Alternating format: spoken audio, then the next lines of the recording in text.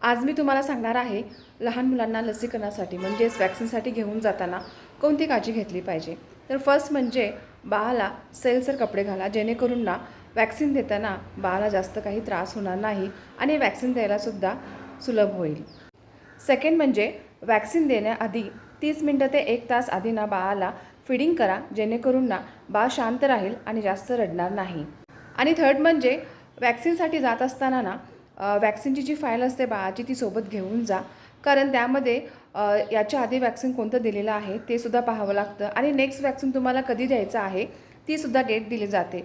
So वॅक्सिनची file नक्की सोबत घ्या आणि वॅक्सिनेशनची जी फाईल असते ना त्याचा एक फोटो तुम्ही मोबाईलमध्ये नक्की काढून ठेवा, कारण कधीकधी आपण ना गडबडीतनं विसरून जातो घरी किंवा कधी फाईल हरवली तर त्यामध्ये रेकॉर्ड असतं की कोणती लस दिलेली आहे आणि कोणती लस द्यायची आहे.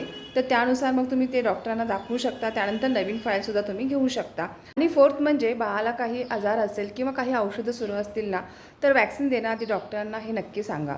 फिफ्थ म्हणजे वॅक्सिन दिल्यानंतर ना बाळाला थोडासा ताप येऊ शकतो किंवा दुखू शकतं. त्यासाठी डॉक्टर जे तुम्हाला सिरप देतील ना ते सिरप तुम्हाला कसं द्यायचं आहे आणि किती ml द्यायचं आहे ते लिहून देतील. ते सुद्धा नक्की एकदा डॉक्टरांना कन्फर्म करा, जेणेकरून बाळाला जर ताप आला तर ते औषध द्यायला तुम्हाला सुलभ जाईल. बाळाच्या वजनानुसार डॉक्टर तुम्हाला बाळाला किती औषध म्हणजे किती ml औषध द्यायचं आहे हे सुद्धा तुम्हाला लिहून देतात. तर ते तुम्ही नक्की एकदा डॉक्टरांना कन्फर्म करा. तर या गोष्टींची तुम्ही नक्की काळजी घ्या. तुमचं जर बाळ लहान असेल, तुम्ही वॅक्सिनसाठी जात असाल ना तर या गोष्टी नक्की लक्षात ठेवा. तर व्हिडिओ आवडला तर नक्की लाईक करा आणि अजूनही फॉलो केलं नसेल तर फॉलो करा. तर भेटूया पुन्हा, तोपर्यंत बाय बाय.